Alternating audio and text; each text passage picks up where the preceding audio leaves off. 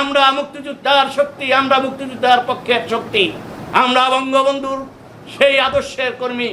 বঙ্গবন্ধুর আদর্শ আমরা বুকে লালন করি, পালন করি। আমাদের প্রাণপ্রিয় নেত্রী, দেশরত্ন জননেত্রী শেখ হাসিনা বাংলাদেশকে ধাপে ধাপে এগিয়ে চলেছে। তাই সেটাকে ওরা নস্যাৎ করার জন্য এই ষড়যন্ত্র, ওদের মাথা ব্যথা, এত উন্নয়ন বাংলাদেশে ওরা এটা মেনে নিতে পারে না। কারণ ওদের স্বপ্ন ওই পাকিস্তানের সেই পতাকা, ওরা স্বপ্ন দেখে ওরা বাংলাদেশে সেই পতাকা উড়াতে চায়। বিশ্বের দরবারে আন্তর্জাতিক সদর দপ্তরে একটি লাল সবুজ পতাকা পথ করে উড়েছে। তাই সেই পতাকাকে ওরা মেনে নিতে পারে না, ওরা বাংলাদেশকে মেনে নিতে পারে না। ওরা এই বাংলাদেশের যে উন্নয়ন চলছে, এই উন্নয়ন ওরা মেনে নিতে পারে না। ওই তারেক রহমান ওই লন্ডন থেকে ষড়যন্ত্র করে এই ছাত্র আন্দোলনের ভিতরে ওরা এই আন্দোলনকে ওরা একটি ভিন্ন রূপ ধরার জন্য, ওরা দেশকে অচল করার জন্য আমাদের প্রাণপ্রিয় নেত্রী, দেশরত্ন জননেত্রী শেখ হাসিনাকে ওরা ক্ষমতার থেকে সরানোর জন্য ওদের এই ষড়যন্ত্র।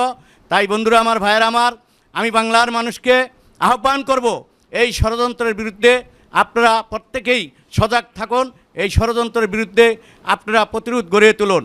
কারণ আজকে বাংলাদেশে যখন যেই বাংলাদেশের মাটিতে বাংলাদেশের সোনার ছেলেরা স্লোগান তুলেছিল, পদ্মা মেঘনা যমুনা তোমার আমার ঠিকানা, তুমি কে আমি কে বীর বাঙালি বীর বাঙালি, সেই পবিত্র বাংলাদেশে আজ কিভাবে প্রকাশ্যভাবে স্লোগান তোলে তুমি কে আমি কে, রাজাকার রাজাকার।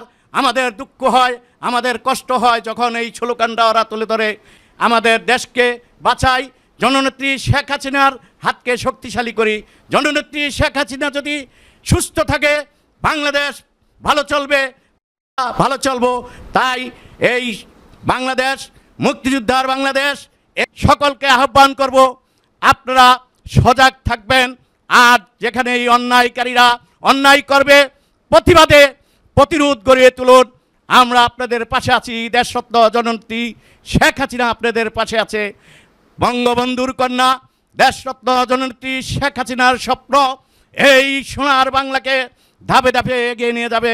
যারা স্বাধীনতা আজও মেনে নিতে চায় না, যারা বঙ্গবন্ধুকে যারা মেনে নিতে চায় না, জননেত্রী শেখ হাসিনার এই উন্নয়নকে যারা মেনে নিতে চায় না, যারা হিংসায় আজকে এই দেশকে অচল করতে চায়, আমরা তা হতে দেব না।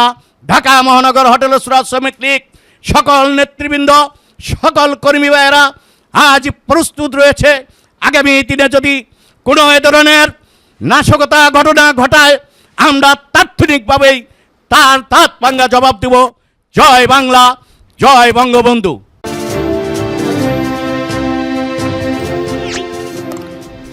সাবস্ক্রাইব করুন এবং বেল বাটনে ক্লিক করুন।